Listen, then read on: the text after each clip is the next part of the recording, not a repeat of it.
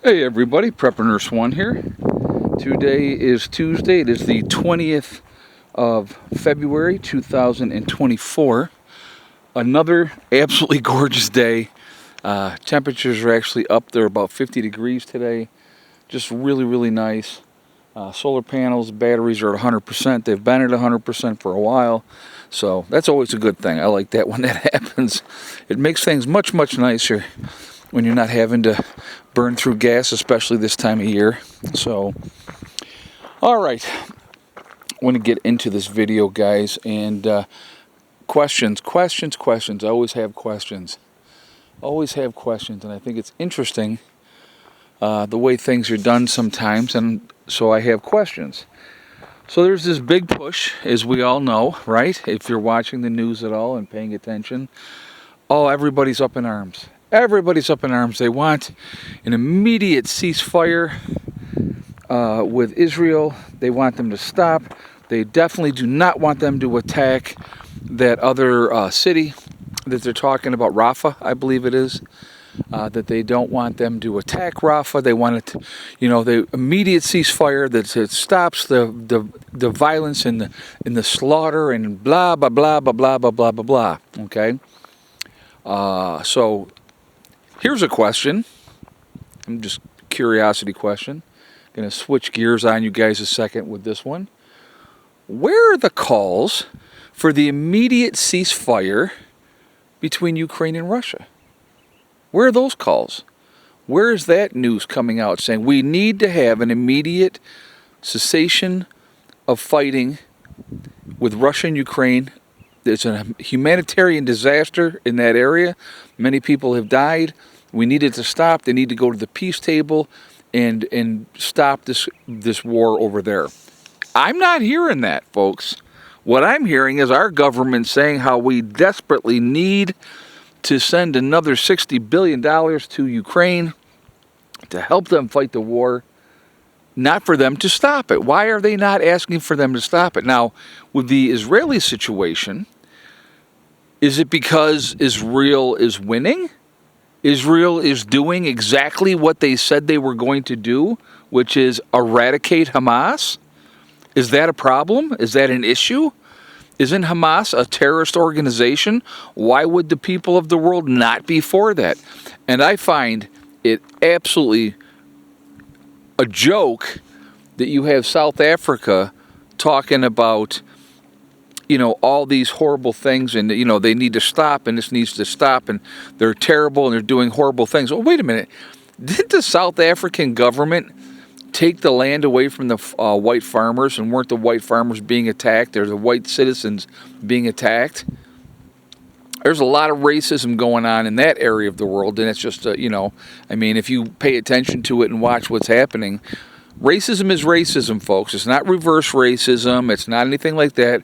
Racism is racism, okay? And when you discriminate against a group of people because of the color of their skin, regardless if they are white, red, brown, or black, it's still the same thing. It is still racism.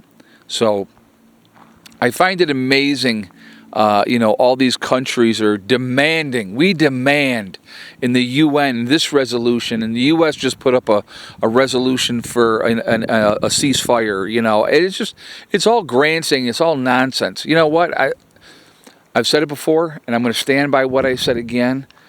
I have so much respect for Israel because Israel said, you want to play?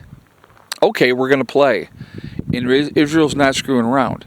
They said that their goal is to eradicate Hamas, and that's what they are in the process of doing. And good for Israel. Good for Israel.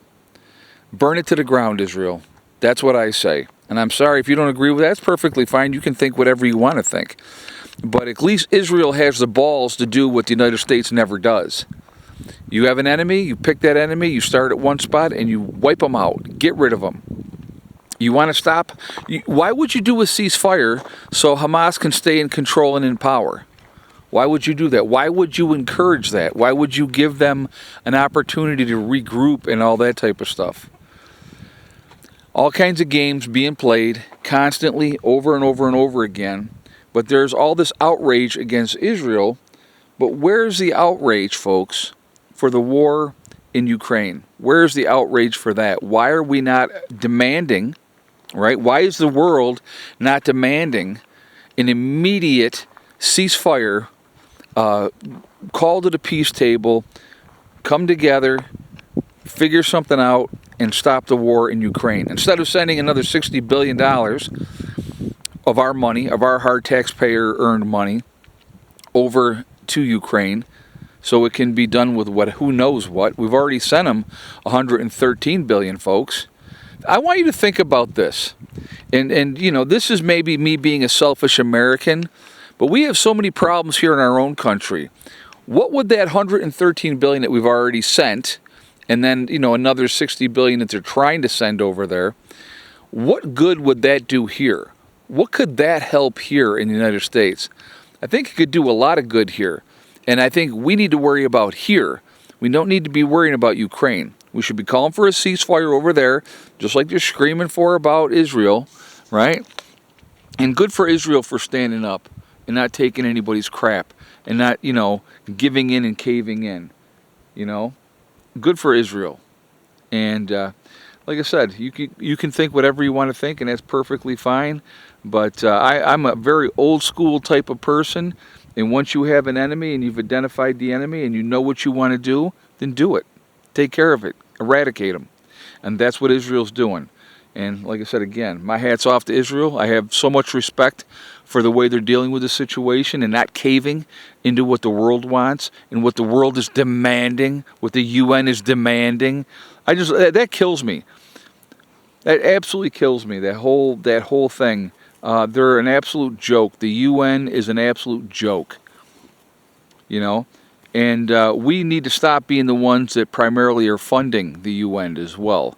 So, you know, that I agree with that 100% as well. We need to stop being the piggy bank of the world. We need to stop being the policeman of the world. Just some thoughts. I wanted to share them with you. I want to hear your feedback on this, folks. Why is there a demand for one war to stop, but not the other one to stop? Why isn't that happening? This is a curiosity question.